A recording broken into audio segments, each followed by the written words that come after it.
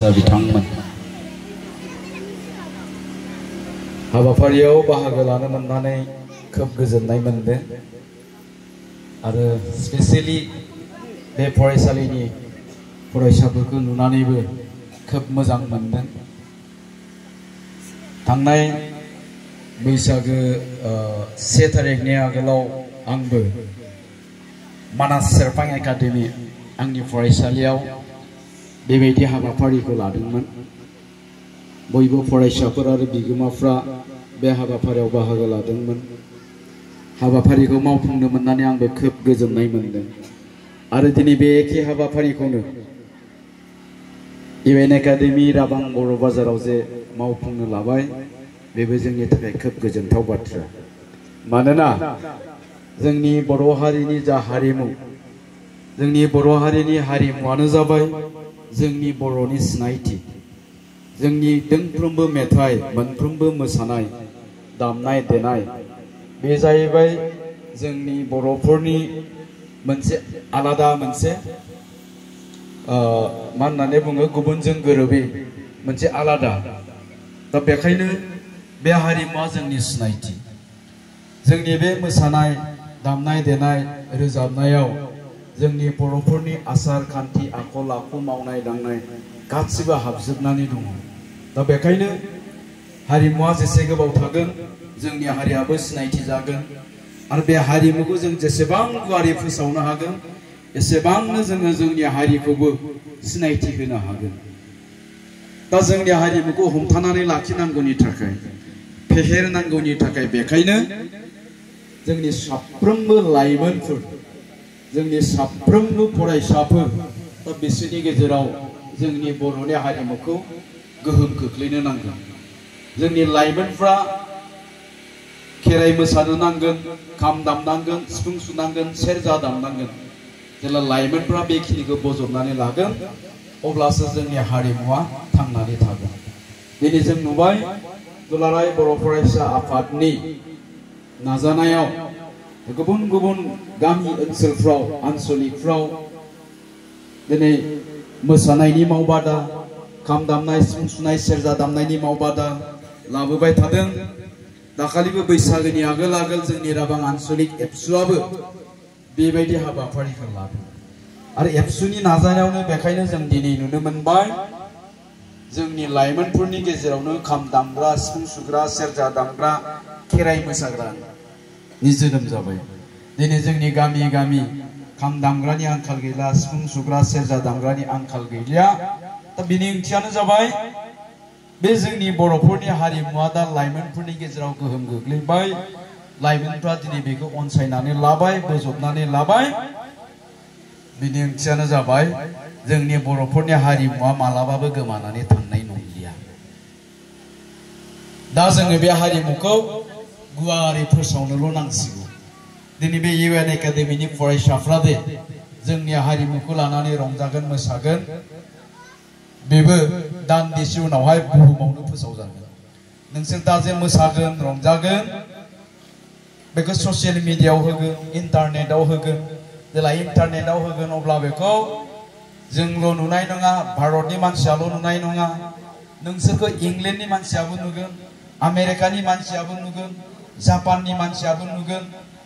दा बिनि गेजेरजों जोंनि हारिमुआ बुहुमाव फोसावजागोन आरो लोगोसे जोंनि हारिनि सिनायथियाबो बुहुमाव होजागोन। दा जियानो जा, आंगोनि फरायसा नोंथांमोन, आं दहायनो बुंदों नोंसोरखौ नुनानै आं खोब गोजोननाय मोनदों। मानोना नोंसोर जाबाय जोंनि हारिनि, समाजनि आरो नोंसोरनि न'खरनि भबिष्यत, इयुन। दा बेवहाय थानाय नोंसोरनि बिमा बिफाफ्रा नोंसोरखौ लानानै गोबां मिजिं दङ, गोबां सिमां दङ। जोंहाबो सिमां दङ नोंसोरखौ लानानै हारि दानायनि, न'खर दानायनि, समाज दानायनि। मानोना नोंसोरो साफ्रोमबो साफा साफा गेदेर मानसि जानो हायो। नोंसोर साफ्रोमबो एग्जामाव 95%, 98% लाखिनो हायो। मिथिबाय? बेखिनि गोहोआ, शक्तिया, टेलेन्टआ दा नोंसोरनियाव दङ। नोंसोरो साफा साफा डक्टर जानो हायो, साफा साफा इन्जिनियार जानो हायो, मास्टार जानो हायो, प्रफेसर जानो हायो। दा नोंसोर जानो गोसो दंना गैया? जानो गोसो दंना गैया हा दङ दङबा खेबसे आखाइ खबनानै हो दा नोंसोरो जानो गोसो दङब्लानो नोंसोरो जानो हागोन आरो जानांगौनि थाखाय मोनसे बाथ्राखौ गोसोआव लाखि खिन्थु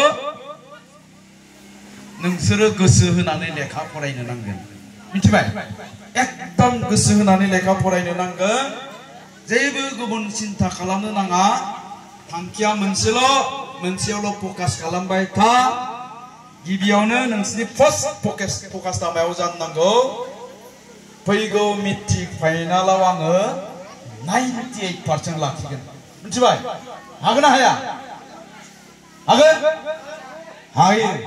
हागोन आरो हागोनबा बेखायनो 98% लाखिनो होननानै दिनैनिफ्राय गोसो होनानै लेखाखौ फराय आरो गार्जेन बिथांमोनखौबो आं होनबाय बेयाव जे नोंथांमोननि फिसाफोर दङ बेयाव थानाय बिमाफोरनि जा फिसाफोर दङ बिसोरो साफा साफा गेदेर मानसि जानो हायो बिसोरखौ जों जि खालामनो गोसो बेखौनो खालामनो हायो दा बिनि थाखाय जों गार्जेनफ्रा मोजाङै जोथोन लानांगोन खिन्थु जोंनि गार्जेनफ्रा मा होननानै सानो गथ'खौ अननायखौनो जोथोन लानाय होननानै सानो गथ'खौ अननायानोल' जोथोन लानाय नङा गथ'खौथ' जों अनखायो फिसाखौ जों बयबो अनखायो नाथाय बे अननायानो जोथोन लानाय नङा नाथाय अनो होननानै अनब्रेद्रायनायासो जोंनि गथ'फोरखौ थाब गाज्रि खालामदों आं गोबां स्कुलफ्राव थाङो बिटिआरनि गुबुन गुबुन ओनसोलनि स्कुलफ्राव थाङो जेला स्कुलफ्राव थाङो अब्ला मास्टारफ्रा आंखौ बुङो जे सार जोंनियावबो क्लास 8आव 9आव फरायनाय गथ'फ्रानो सिगारेट सोबग्रा जाबाय एसे बुंलांदो होननानै बुङो मानो जादों बेबायदि दायनिगिरियासो बे क्लास 8, 9, 10आव फरायनाय गथ'फ्रानो जायफोरखौ जों डक्टर खालामनो नागिरदों इन्जिनियार खालामनो नागिरदों जायफोरखौ जोङो जोंनि न'खरनि भबिष्यत होननानै बुंदों दा बिसोरनो बेबायदि जायोब्ला नोंथांमोननि न'खर जोंनि समाजा माबायदि जागोन नङा होमबा दा ओंखायनो बिनि दायनिगिरिया जोंनि गथ'फोर नङा जोंनि बिमा बिफाफ्रासो जाहाथे जोंनि अननाया गथ'फोरनि थाखाय बिस जाया जों बिमा बिफाफ्रा बेखौबो नोजोर होनांगोन आरो मोनसे खोथा गोसोआव लाखि जोंनि फिसाफोरनि बिनाया मानिफ्राय स्टार्ट जायो स्कुलाव फैनायनिफ्राय चकलेट बिजेननायनिफ्राय जायो दाने उन्दैनिफ्रायनो जों जा बिदों बेखौनो होदों जा बिदों बेखौनो होदों जा बिदों बेखौनो होदों बेखौनो होदों होयै होनानै देरनानै बिसोरनि बिनाया सोलायलांबाय थायो चकलेट बिनायनिफ्राय जोबथारनायाव मायाव थाहैयो 9, 10 मोनहैबाथाय मबाइल बाइक बेवहाय थाहैयो आरो बे मबाइल बाइकआ जोंनि गथ'फोरखौ धंस खालामदों नोंसोरखौ धंस खालामदों दा बेखायनो आं नोंसोरखौबो बुंदों बेफोरखौ जालदाबदों